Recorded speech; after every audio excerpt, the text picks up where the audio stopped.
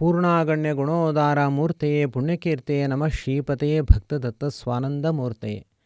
ಗುರುರಾಯರ ಆರಾಧನೆಯ ಶುಭಪರ್ವ ಕಾಲದಲ್ಲಿ ಉತ್ತಮವಾದ ನಮ್ಮೆಲ್ಲರ ಸೇವೆಯನ್ನು ಕೂಡ ಸಮರ್ಪಣೆ ಮಾಡುವ ಸುಸಂದರ್ಭ. ಈ ಉತ್ತರಾರಾಧನೆಯ ಸಂದರ್ಭದಲ್ಲಿ ನಾವು ಮಾಡಿದ ಎಲ್ಲ ಪವಿತ್ರವಾದ ಕಾರ್ಯಗಳನ್ನು ಸಮರ್ಪಿಸಿ ಹಾಗೂ ಮುಂದೆ ನಾವು ಮಾಡುವ ಒಳ್ಳೆಯ ಸತ್ಕಾರ್ಯಗಳಿಗೆ ಸಂಕಲ್ಪ ಮಾಡುವ ಒಳ್ಳೆಯ ಪರ್ವಕಾಲವೂ ಕೂಡ ಇದಾಗಿದೆ. ನಾವು ಗುರುರಾಯರ ಆರಾಧನೆಯ ಈ ಒಂದು ಸುಸಂದರ್ಭದಲ್ಲಿ 48 ದಿವಸಗಳಿಂದ ಕನಕಾಭಿಷೇಕ ಸೇವೆಯನ್ನು ಅನೇಕ ಭಕ್ತರು ಇಲ್ಲಿ ನಡೆಸಿದ್ದಾರೆ. ಶ್ರೀಕರ ನಾರಾಯಣ ದೇವರ ಅಖಂಡವಾದ ಸೇವೆಯನ್ನು ಸಲ್ಲಿಸಿದ್ದಾರೆ. ನಿತ್ಯವೂ ಕೂಡ 4:15 ಗಂಟೆಗೆ ಎದ್ದು ಕನಕಾಭಿಷೇಕ ಸೇವೆಯಲ್ಲಿ ಪಾಲ್ಗೊಂಡು ಭಗವಂತನಾದ ಸರ್ವೋತ್ತಮನಾದ ಶ್ರೀಕರ ನಾರಾಯಣ ದೇವರ ಸಂಸ್ಮರಣೆಯನ್ನು ಮಾಡಿದ್ದಾರೆ. ಹಾಗೂ ನಾವು ನೀಡುವ ಸದ್ವಿದ್ಯೆಯನ್ನು ನಿತ್ಯವೂ ಕೂಡ ಶ್ರವಣ ಮಾಡಿ ಹೆಚ್ಚಿನ ಜ್ಞಾನವನ್ನು ಪಡೆದುಕೊಂಡಿದ್ದಾರೆ. ಗುರುರಾಯರಿಗೆ ತುಂಬ ಸಂತೋಷ ಆಗೋದು ಯಾರು ದೇವರ ಸೇವೆಯನ್ನು ಮಾಡ್ತಾರೋ, ಯಾರು ದೇವರ ಬಗ್ಗೆ ನಿತ್ಯವೂ ಕೂಡ ತಿಳಿದುಕೊಳ್ತಾರೋ ಅವರ ವಿಷಯದಲ್ಲಿ ಗುರುರಾಯರು ಸುಪ್ರಸನ್ನರಾಗ್ತಾರೆ. ಈ ದೃಷ್ಟಿಯಲ್ಲಿ ಈ ಬಾರಿಯ ಈ ಆರಾಧನೆ ಅತ್ಯಂತ ಅರ್ಥಪೂರ್ಣವಾಗಿದೆ. 48 ದಿವಸಗಳಿಂದ ಶ್ರಮಪಟ್ಟು ಬೆಳಗ್ಗೆ ಬೇಗ ಎದ್ದು ಒಂದು ದಿವಸವೂ ಕೂಡ ಬಿಡದೆ ನಾವು ಮಾಡುವ ಕನಕಾಭಿಷೇಕ ಸೇವೆಯ ಪೂಜೆಯಲ್ಲಿ ಪಾಲ್ಗೊಂಡು ಹಾಗೂ ನಾವು ಕಳುಹಿಸುವ ಸದ್ವಿದ್ಯೆಯನ್ನು ನೋಟ್ಬುಕ್ನಲ್ಲಿ ಬರೆದುಕೊಂಡು ತಮ್ಮ ದಿನಚರಿಯನ್ನು ಕೂಡ ಬರೆದು ಗುರುರಾಯರ ಸೇವೆಯನ್ನು ಸಲ್ಲಿಸಿದ್ದಾರೆ. ಇನ್ನು ಕೆಲವರು 108 ದಿವಸಗಳ ಕಾಲದಿಂದ ಸೇವೆಯನ್ನು ಸಲ್ಲಿಸ್ತಾ ಇದ್ದಾರೆ. ನಿತ್ಯವೂ ಕೂಡ 108 ಗುರುರಾಯರಿಗೆ ನಮಸ್ಕಾರಗಳು, 108 ರೂಗಳ ದಕ್ಷಿಣೆ ಹಾಗೂ 108 ರಾಯರ ನಾಮಲೇಖನಗಳು, 108 ರಾಯರ ನಾಮಲೇಖನ ಪುಸ್ತಕಗಳ ಬರವಣಿಗೆ ಹಾಗೂ ಇನ್ನೂ ಅನೇಕ ಬಗೆಯ ಸೇವೆಯನ್ನು 108 ದಿವಸಗಳಿಂದ ಬಿಡದೆ ಮಾಡಿದ್ದಾರೆ ಭಕ್ತರು. ಆಶ್ಚರ್ಯ ಆಗುತ್ತೆ. ಗುರುರಾಯರ ಭಕ್ತರು ಏನನ್ನು ಬೇಕಾದರೂ ಕೂಡ ರಾಯರಿಗೆ ಸಮರ್ಪಣೆ ಮಾಡಲು ಸಿದ್ಧರಿದ್ದಾರೆ. ರಾಯರು ಯಾರು ಏನು ಕೇಳಿದ್ರೂ ಕೂಡ ಕೊಡ್ತಾರೆ. ಆದ್ದರಿಂದ ಭಕ್ತರು ಕೂಡ ಅವರ ವಿಷಯದಲ್ಲಿ ಅಷ್ಟೇ ಭಾವುಕರಾಗ್ತಾರೆ. ಆ ರಾಯರಿಗೂ ಭಕ್ತರಿಗೂ ಇರುವ ಒಂದು ಬಾಂಧವ್ಯ, ಒಂದು ಅನ್ಯೋನ್ಯತೆ ಯಾರಿಂದಲೂ ಕೂಡ ಊಹಿಸಲಿಕ್ಕೆ ಸಾಧ್ಯವೇ ಇಲ್ಲ.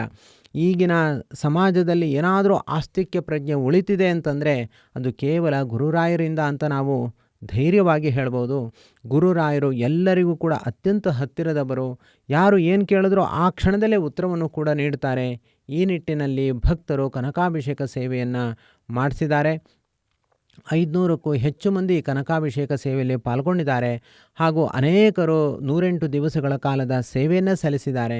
ಇನ್ನು ಕೆಲವರು 1 ವಾರಗಳ ಕಾಲದ ಸೇವೆಯನ್ನು ಸಲ್ಲಿಸಿದ್ದಾರೆ. ಹೀಗೆ ಒಬ್ಬೊಬ್ಬ ಭಕ್ತರು ಒಂದೊಂದು ರೀತಿಯ ಸೇವೆಯನ್ನು ಸಲ್ಲಿಸಿ ರಾಯರ ಕೃಪೆಗೆ ಭಾಜನರಾಗಿದ್ದಾರೆ.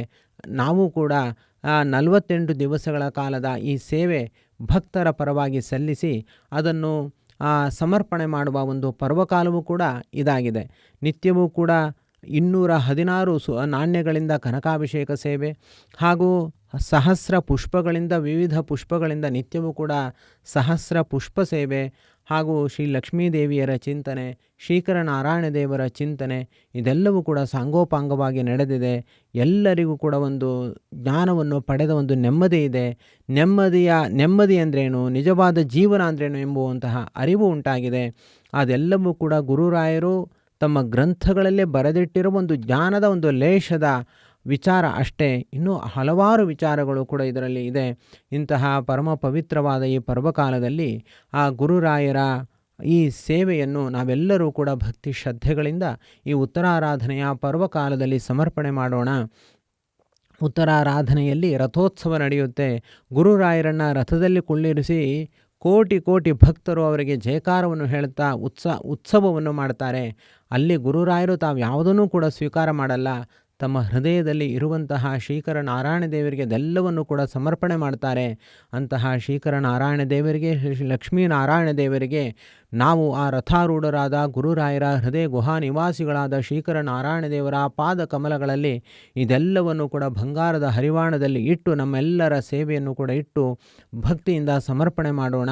ನಮ್ಮ ಜೀವನವನ್ನು ನಾವು ಸಾರ್ಥಕ ಮಾಡಿಕೊಳ್ಳೋಣ.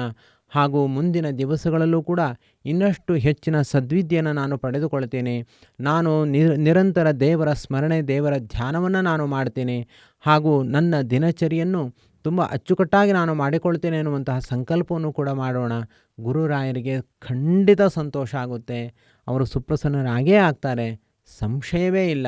ಇದೇ ನಿಜವಾದ ರಾಯರ ಸೇವೆ, ಇದೇ ನಿಜವಾದ ಗುರುಚಿತ್ತ, ಇದೇ ಹರಿಚಿತ್ತ ಎಂಬುದಾಗಿ ಹೇಳ್ತಾ ಇವತ್ತಿನ ಈ ಸಮರ್ಪಣೆಯ ಈ ಕಾರ್ಯಕ್ರಮವನ್ನು ಇಲ್ಲಿಗೆ ಗುರುರಾಯರ ಅಂತರ್ಯಾಮಿಗಳಲ್ಲಿ ಸಮರ್ಪಿಸೋಣ. ಸರ್ವೇಂದ್ರಿಯ ಪ್ರೇರಕೇಣ ಶ್ರೀ ಪ್ರಾಣಪತಿನೇರಿತಃ ಯದವೋಚ ಮಹಂತೇನ ಪ್ರಿಯತಾಂ ಕಮಲಾಲಯ. ಶ್ರೀಕೃಷ್ಣಾರ್ಪಣಮಸ್ತು.